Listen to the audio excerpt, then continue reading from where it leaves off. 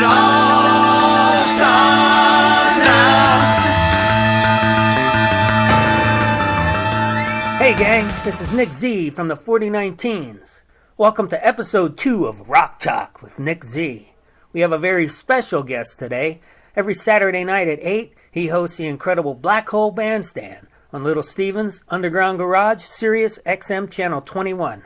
Please welcome Mr. Bill Kelly. Hello, Nick. How are you? Good, Bill. How are you? Thanks for coming on board the show. I really appreciate it. I'm honored. I'm flattered, believe me. But I'm doing well. I mean, I've retired from my day job, so now I just devote my idle time to radio and music and baseball and all the other little things that I occupy my mind with. Bill, one of the things I always found interesting listening to your show is, of course, your broad knowledge of garage rock. And every time I hear you discussing one of the bands, I'm always wanted to ask you, as a kid, what was the thing that got you interested into rock and roll? I know there's a myriad of things, but what do you remember first about rock and roll growing up? What did you dig about it and stuff like that? Oh, I used to watch when I was in first grade, and I had a passing interest in music. But in first grade, my sister and I used to come home from grammar school, and we'd turn on Dick Clark's American Bandstand. But we turned it on for all the wrong reasons.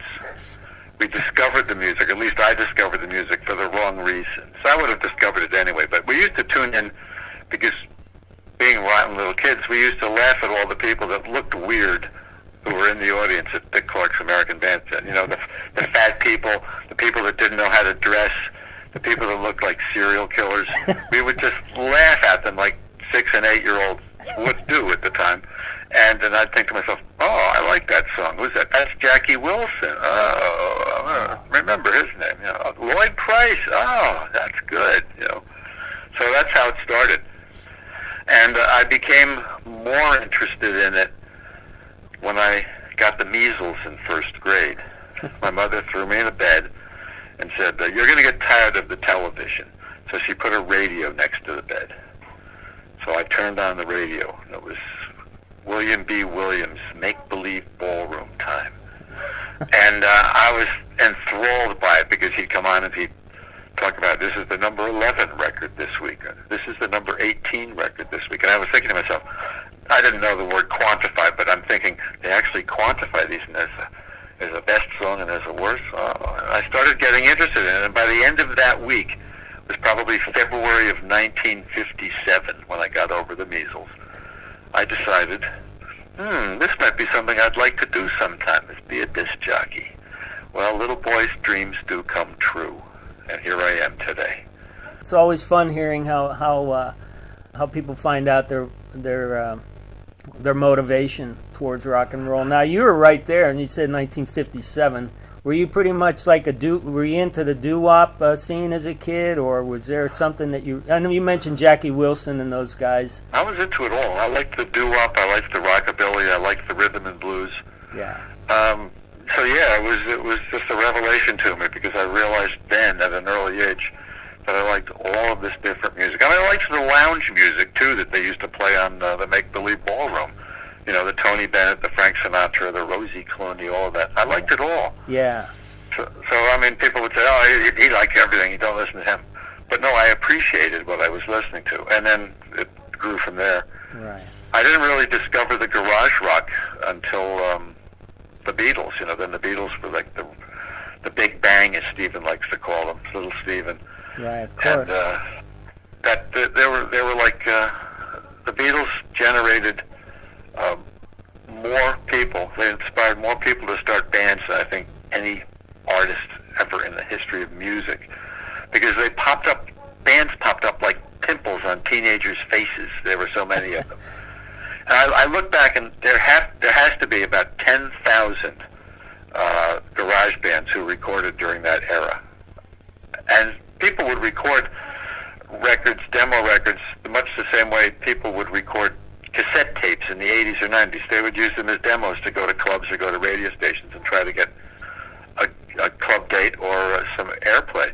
Right. And so people were printing up like 100 copies of their record and going out and passing them out and selling a few of them. But that's how there were as many as probably 10,000 legitimate garage bands that were out in the 60s trying to become the next Beatles. So it must Nobody have been succeeded. right. Kids just were so influenced; they were out buying guitars or getting their parents to purchase guitars for them. And I couldn't play guitar. I have small hands. You know, I'm tall and skinny, but I have small hands, and I got frustrated trying to play the guitar. And it was interesting. The first time I met little Steven, I was telling him that I was frustrated because I wanted to play guitar. And he's not as small as you would think, but he puts his hands next to mine, and he has like these Sandy Koufax fingers. You know, he has hands like an alien. yeah, he could probably palm a basketball. yeah. But that's why I couldn't play guitar, because I can't palm a basketball. Now, who were some of the when you were talking about listening to the radio, and of course, what were some of the stations and in your area growing up, and some of the DJs say that really got to you when you were a kid? Well, in the New York area, it was obviously Murray the K and Dan Ingram, Scott Muni. They were the big ones, and the big ones for me anyway. Dan Ingram in particular. And years later, when I got to know Cousin Brucey over at Sirius, it was one of the biggest thrills I could imagine. That here I was talking to Cousin Brucey, and he was actually a nice guy. But I was different in that I used to like to listen to stations that were outside of the New York area. New York area, because of the money involved. They had tight playlists, and all the consultants were involved, and they were playing on WABC, for instance, the big top 10, top 20 station in New York. They would only have a playlist of like 30 songs a week. So I would go surfing the dial late at night, and I would come up with stations like WKBW in Buffalo, Whoa Whoa in Fort Wayne, Indiana, WLS in Chicago, CKLW in Windsor, Ontario was a big one for me too. So I was listening to all these different radio stations and realizing, wow, they have songs that are popular in Buffalo that aren't popular in New York, and songs that are popular in Detroit that aren't popular in New York. So that's what really drew me in. Wow. When I realized that there was more out there than what little was being given to us on New York radio. Right. So I spent more time listening to WKBW in Buffalo in the 60s than I did any New York station, because I would turn it on as soon as the sun went down and the signal would skip to New York, and have that on for like 4 hours. And I used to, when I was in high school, I had the radio on when I was in high school. I would have to do reading assignments, do math assignments, and I would do it all with the radio on. Maybe that's why I'm not president or something, because instead of learning Latin and history and math, I was listening to the Kinks, while I was trying to do all that. But I made it all right. I'm not complaining. Yeah. Well, I ran my own business for 29 years, so yeah, I learned a little. Yeah, and congratulations on your retirement and your business too. That's it's quite an achievement there. Yes, that certainly beats unemployment. Yeah. It beats working for somebody else too. Yeah. Well, nobody likes their boss, even when they're nice. Yeah. Well, one of the things that listeners I'd like to point them towards is on your from your show on FMU, that your playlists are all up there along with your archive broadcasts. Yeah, 20 years worth. Yeah. I think that's phenomenal. And anyone listening, what I'll do is I'll post the links to your archive broadcasts. One of the great things about the internet for me is that I can go to your page and listen to your shows, like you said, from 2 decades or a decade or so ago. I find that fascinating. The first show they posted is like the last show I did in the year 2000. And it goes all the way up through March 15th, which was the last show I did there, before I unfortunately came down with the coronavirus. Yeah, Well, I tell you, I had no idea, and you sounded great when you were doing. You said you did a show, and you were suffering the effects from home. Oh yeah, I recorded a show for Little Steven. It ran on April 4th, and I recorded it March 30th, which was a Monday. Wow. And I was so effing sick that I recorded it on a Monday, because I wasn't sure I was going to be able to record if I went any deeper into the week before I put it down. Wow. So yeah, and as it turned out, I was fine. I was sick for 16 days, and then woke up one morning and it was like somebody threw a switch and I was well again. I mean, there was no long recovery for me. I went from half dead to wanting to chase squirrels in the backyard over 36 hours. I know people who've had the disease who are still, suffering ill effects from it. But I dieted for years. I exercised for years. I got teased for it. But who's laughing now? I'm me. Because I'm apparently in great health. Yeah, that's fantastic. I'm happy for you. It's I had no idea until when I was like, "Oh no, I hope you're okay, Bill," and you said, "I'm fine." So that's great. Yeah, I really was. I seriously, I went from thinking I was going to have to be hospitalized, and then 2 days later, I'm thinking to myself, "Was I really sick? Was I that sick? Yeah. Holy God!" But yeah, it was miserable. So I didn't have any of the side issues that make people have to go to the hospital, so that much of it worked in my favor. So where? What years? You graduated? I'm guessing like in the late '60s, early '70s. 71 from college. Yeah. What type of venues were you going to? Any shows that you saw? I mean, I'm sure you've seen some pretty incredible bands in their prime. Anything to stand out, or a handful you want to mention? Yeah, I mean, I've seen the Jefferson Airplane twice, and actually 3 times. Twice under the influence of Owsley, but don't tell anybody.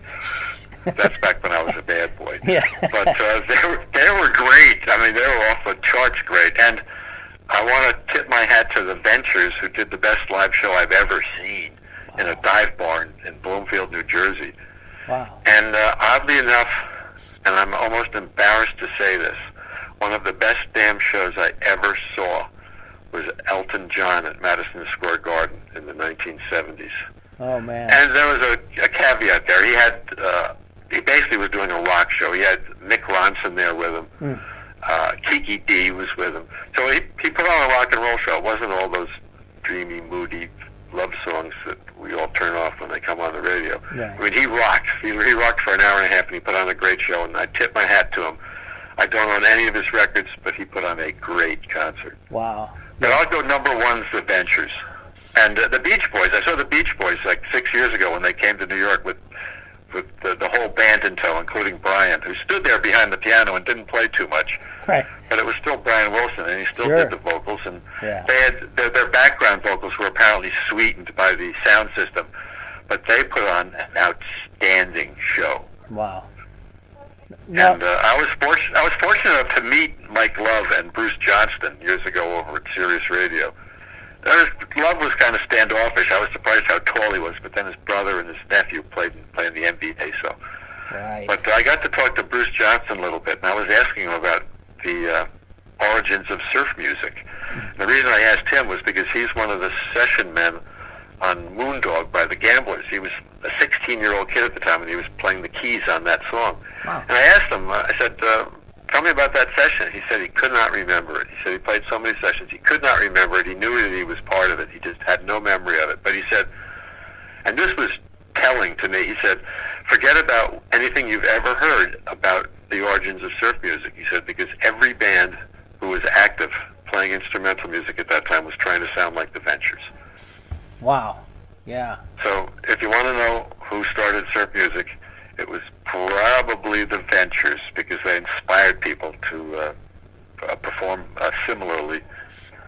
Wow. So now, what year did you see the Ventures? 82, maybe 82. 83, something. Yeah. Early 80s. Yeah, I remember There's a when place they called were. the Dirt Club in Bloomfield. Oh, wow. Yeah. The Dirt Club. I love the name. The Dirt Club. Yeah, it sounds like a cool place. I do remember the Venturers coming out here in the mid '80s, around that time as well. Unfortunately, I didn't get to see them, but I really wish I did.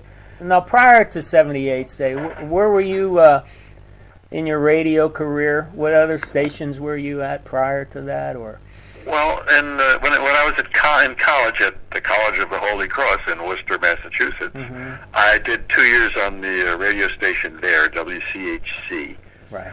Then I kind of longed for radio from then until like the late 70s. Yeah. So I decided I'm going to go to the Connecticut School of Broadcasting. Why the hell not? So I signed up. I drove up to Connecticut twice a week for like 8 weeks, however long it was. And I learned how to run all the equipment, and I learned from the top professionals in all of Connecticut. You know, these guys who were doing overnights in New Haven. You know, that sort of thing. Yeah. But it was a lot of fun, and I talked my way into WFMU back in 1978. Wow.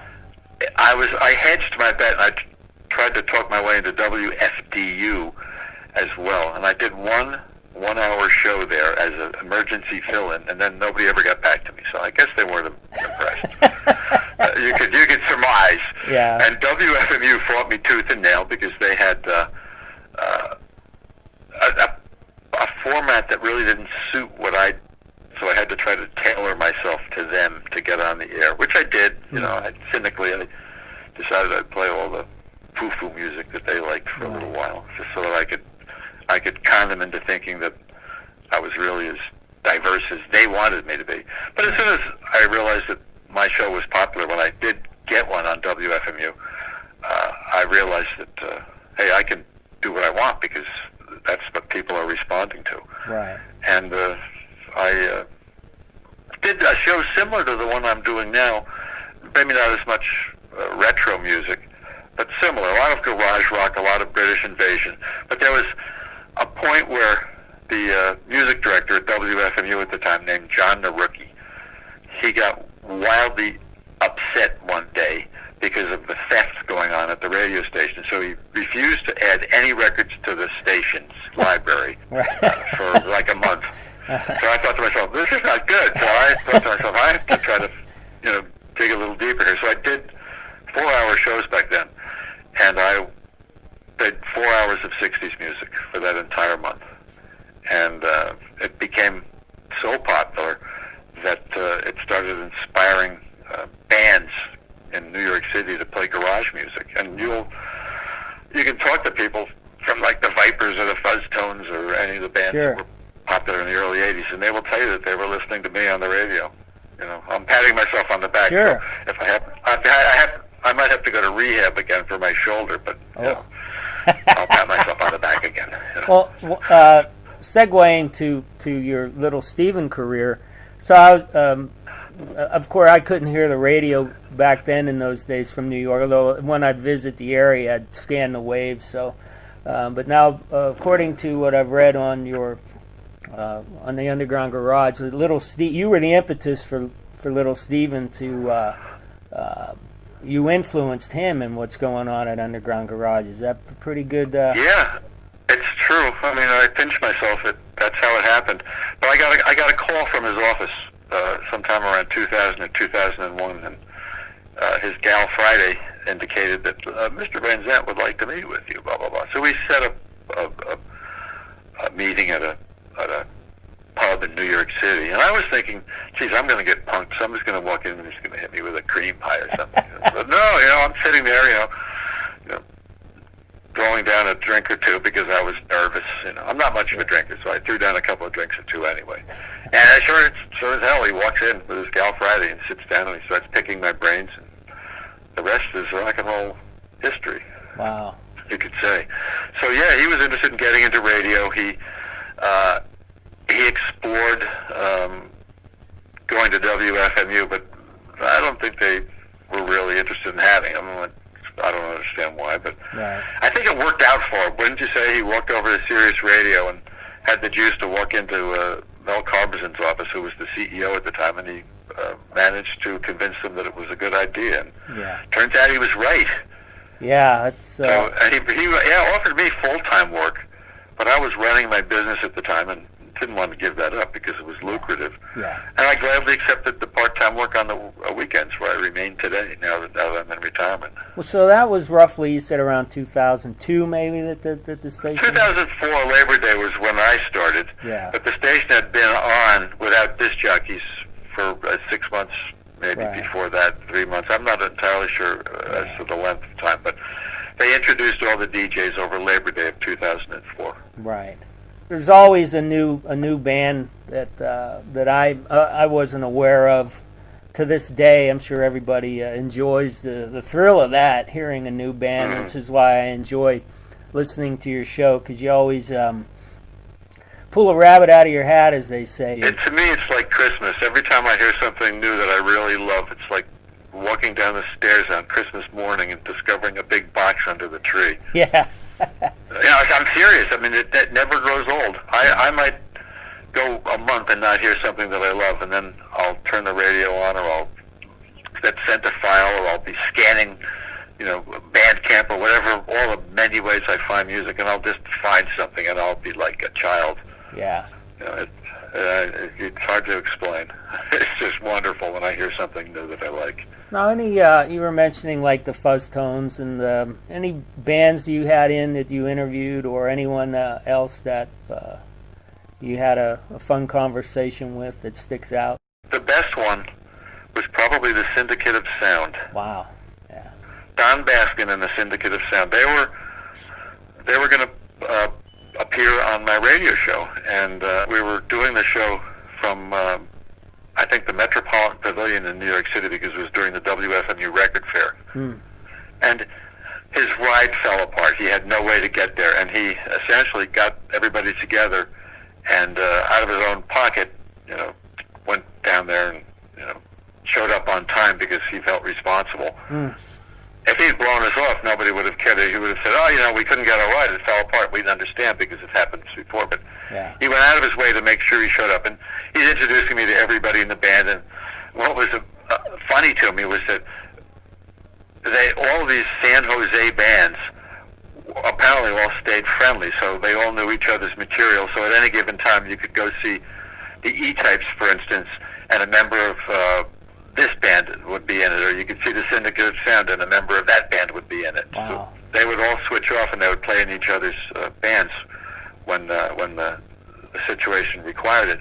So I was interviewing him, and he had somebody there from the E-Types, somebody there from the Chocolate Watch Band, somebody there from the Syndicate of Sound. It was wild. Wow. And he was just funny and affable, and possibly the best guest I ever had on the radio, Don Baskin, the late great Don Baskin from the Syndicate of Sound. Wow. I told him I wanted to slap him when I met him, because he had delivered the snottiest vocal in the entire history of rock and roll. The little girl thought she wouldn't get caught, you see. She thought she'd get away with it going out on me. Yeah. You want to punch him. I loved it. Yeah. That was. But anyway, that was number one. Wow, that's incredible. We used to hang out in the late 80s with guys like Mars Bonfire and Sky Saxon, with a guy named Frank Beeson from a New Jersey label called Skyclad. I don't know if they're still around. I don't know. I remember Skyclad. I don't think they're still around, no. Yeah, it was and they would do stuff with Dramarama, so in a roundabout way, we felt connected to the New Jersey, New York scene, and we always appreciated, chatting with those guys and learning a little bit about the old days of the early days of rock and roll, as they say. So you mentioned Sky Saxon. I was really fortunate enough to have met him, and it was completely out of my hands. Apparently, he was in New York City. And he was with another member of the Seeds. It was either John Savage or Darryl Hooper. I'm guessing Savage. Whichever one was in the Navy SEALs. But a WFMU disc jockey was walking down the street, and he spotted Sky Saxon. And this WFMU disc jockey plays a show that's on the opposite end of the music spectrum from mine, but he knows music, and he spotted, I'll give him his props, Fabio Roberti. He recognized Sky Saxon. He introduced himself and said, "There's a guy on tomorrow on WFMU who you'd probably like to meet, blah, blah, blah." And the next day I'm sitting there doing my show, and Fabio walks in with Sky Saxon, and I guess it was John Savage. And I was like the little kid at Christmas. My eyes popped out of my head, and wow, this is great. Holy God, there's Sky Saxon. So he was a wonderful guest. He was kind of Stacy, but a really nice guy, and he was jonesing for pot, which we couldn't help him with.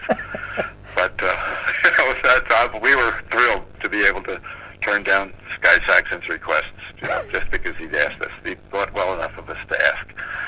But yeah, I met him. He was great.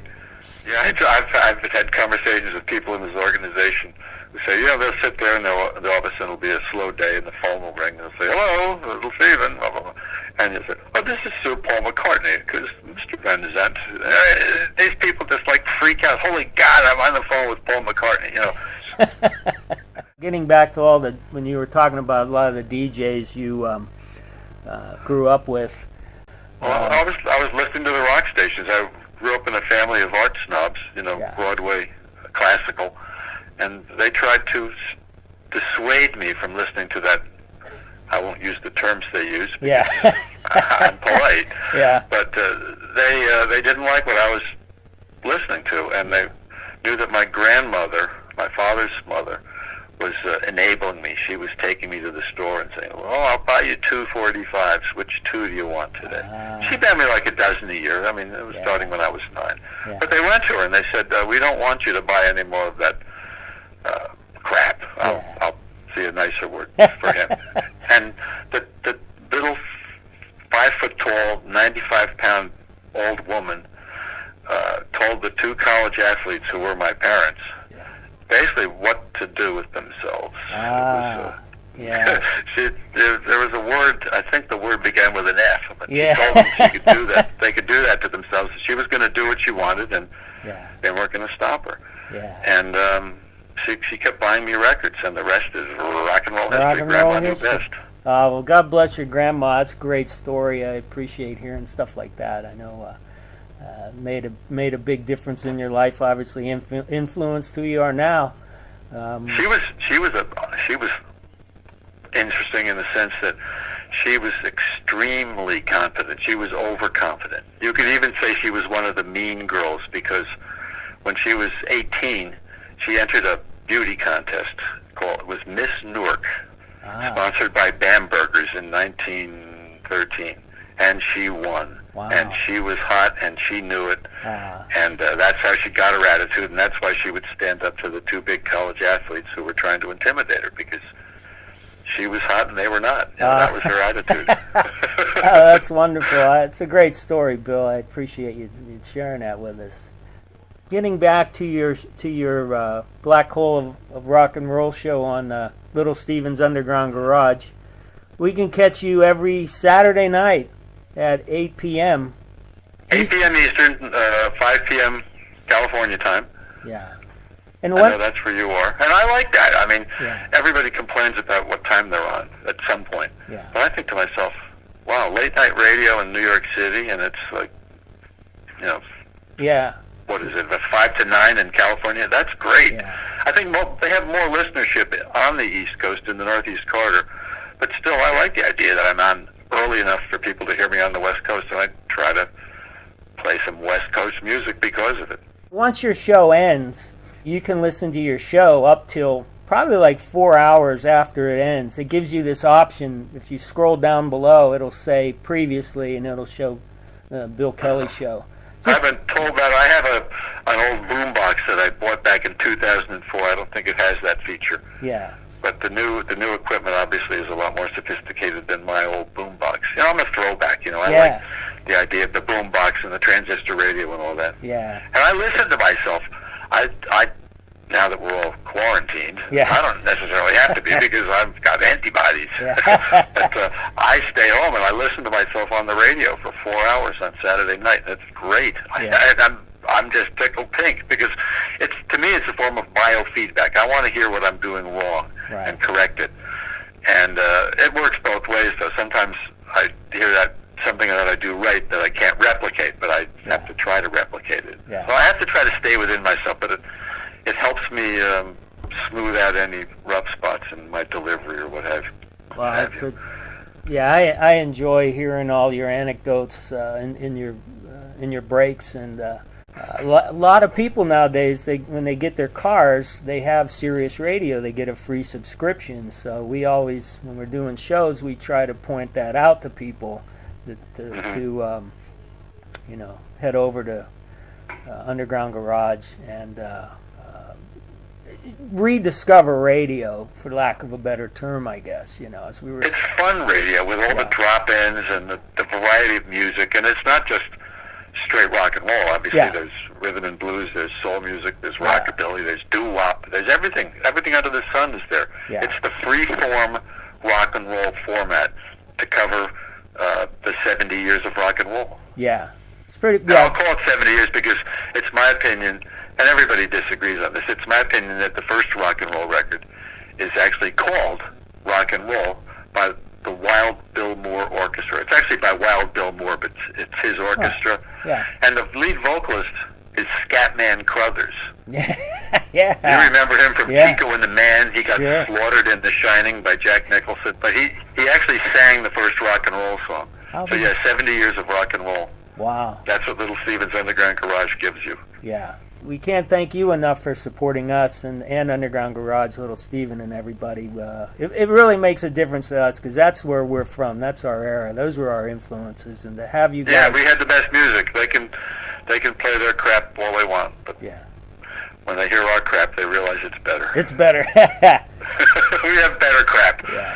Well, I tell you, Bill, I know you got an appointment shortly here, but I just wanted to thank you for taking the time to chat with me. That's my privilege, my pleasure. And again, I appreciate telling me all your anecdotes growing up. I've always wanted to ask you about those types of things, just from hearing your show, and I'm happy that you were able to share that with us. And once again, I want to mention everyone can catch Bill Kelly's Black Hole Bandstand on Little Steven's Underground Garage, Sirius XM Channel 21, every Saturday night at 8 o'clock on the East Coast, 5 o'clock West Coast, and you can also catch it on demand after the show ends, in case you missed it perhaps. But And maybe one of these days I'll tell the story about the time I met all three of the Stooges.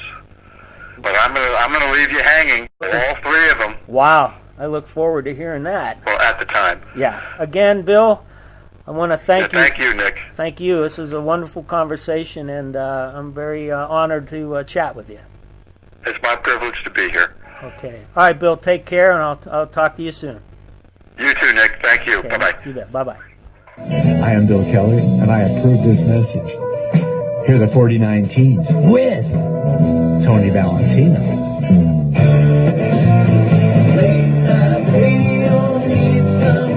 And on top of the 49 Teens scene of late night radio, it's on Big Stir.